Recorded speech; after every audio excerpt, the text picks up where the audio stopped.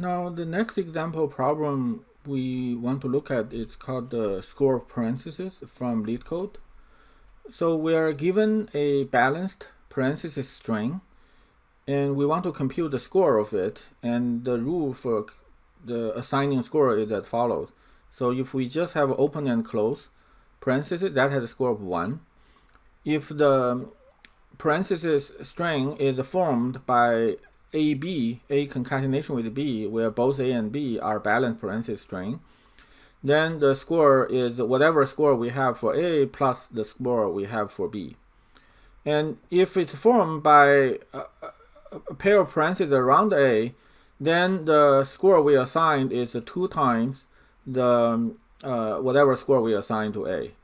So any valid parenthesis string can be uniquely constructed following these rules in one way, and therefore the score is also unique. Well, I guess it's uniquely constructed in the sense that it could be multiple strings concatenated together, and I guess I shouldn't say uniquely. So then if it's ABC, then we could have AB and then C, or A and BC. But because addition is associative, so it doesn't really matter. So the score is unique. So let's look at the example. So given this input string, the score is 6. Because if we look at this blue one, they get a score of 1. This purple one, they also get a score of 1. So we can view this string as open parenthesis 1 followed by another pair of parentheses inside it's a string of kind of unit pair of parentheses with a score of 1. And this parenthesis of 1 should be assigned a score of 2. And now we have 1 followed by 2, so the score should be 3 for the one in the middle. And then we have another parenthesis, we should multiply that by 2, we get 6. So the score for this is 6. So how do we compute the score?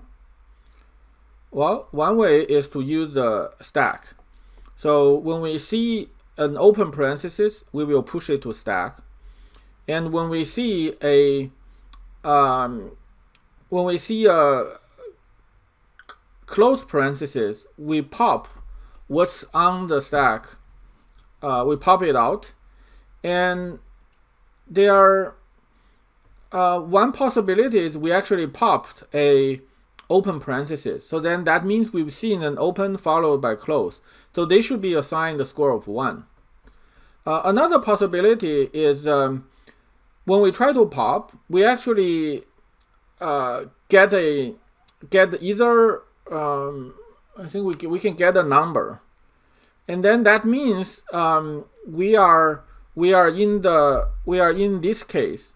So for example, when we try to pop this one, the last close parenthesis, then, well, actually I guess even this one, the second to last close parenthesis, when we try to pop that, what we see on the stack is the number 1. So after we compute this number 1, we push it onto the stack to represent the fact that here there is a pair of parentheses 1.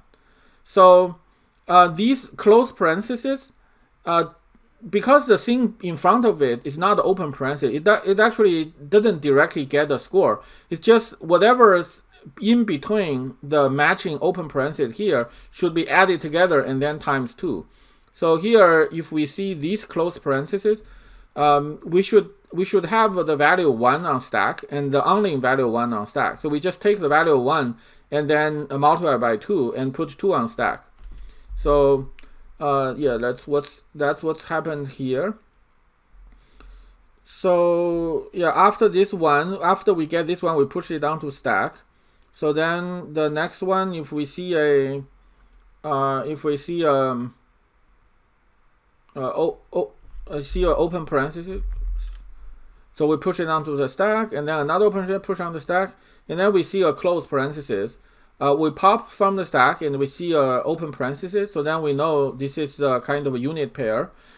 We push 1 in, and then we see another we see another close parenthesis. We pop from the stack, we get the number 1. We know this 1 is in this surrounding, so we need to multiply this thing by 2. The previous one is close open parenthesis. So then we know in between this one, this close parenthesis, and this open, there's only one thing which has score of 1. We just multiply that by 2. We put down stack.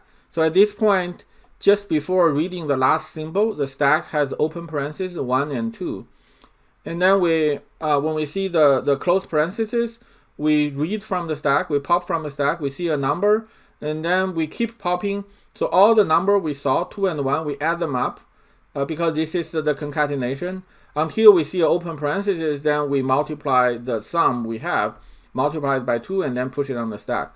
So at the very end, the content on the stack should be a single number, which is the score for the parenthesis. So yeah, so I didn't include the code for this. I guess it require a slight.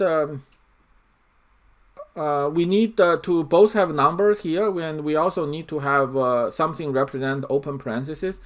So if I were to write it, I will probably do a deck of integer, and then I just choose a arbitrary integer to represent this open parenthesis. I probably would choose 0, but I could choose 3. Basically, any number that's not power of 2 would work. So then, then I don't need to have to use 2 different types, sort of more complex things for representing the content of the stack.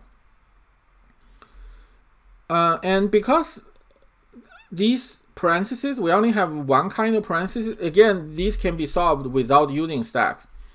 So if we look at the scoring rules, we realize all the score, the base case of the score, come from a simple pair of parentheses, which has a score of 1. Everything else is constructed using this. So if we assign this thing to be 0, then everything will be 0. So in some sense, we just need to look at all these unit pairs and see how much they contribute. So let's look at this example.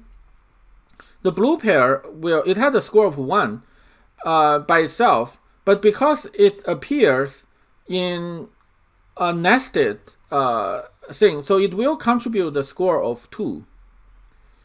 And the purple one itself has a score of 1, but it's actually in 2 layers of nested. So this multiplied by 2 will be applied to this thing twice. So I guess another way to look at it, we can suppose we construct the score, and we have all these multiplied 2s, and we can use a distributive property and just multiply them in.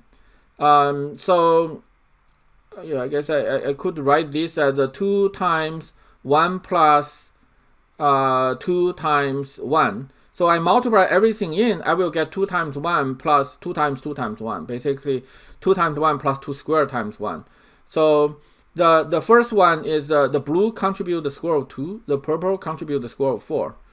So because of that, then I can actually keep track of the depth while I parse this string. And anytime I see a unit open close parenthesis, then based on its depth, I assign I compute its contribution to the overall score.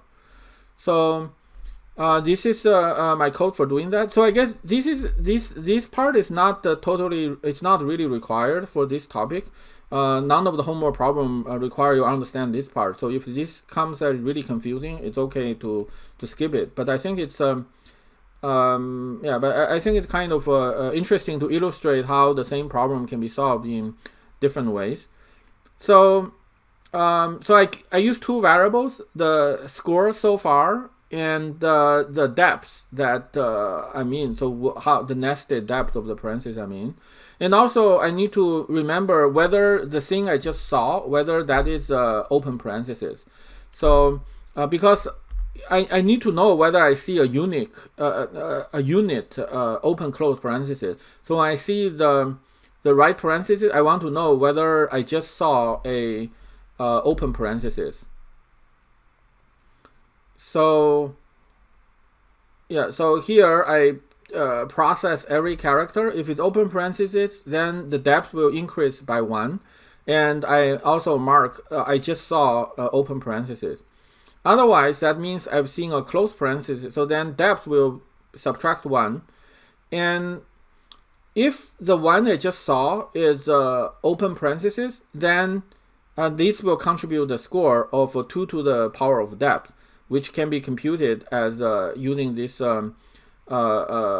bit. So this is bit rotation. So the shift 1 representation, binary representation of 1 to the left to the higher bit by depth. So if you're not familiar with this, you should look it up. Basically, this is computing 2 to the depth, 2 to the power of depth. So, and whenever I see a close parenthesis, I should assign left to be false, so that the next one, if I see close parenthesis, then I know it doesn't really directly contribute to the score. It's just change the depth. So, and when I'm done, I can return the computed score.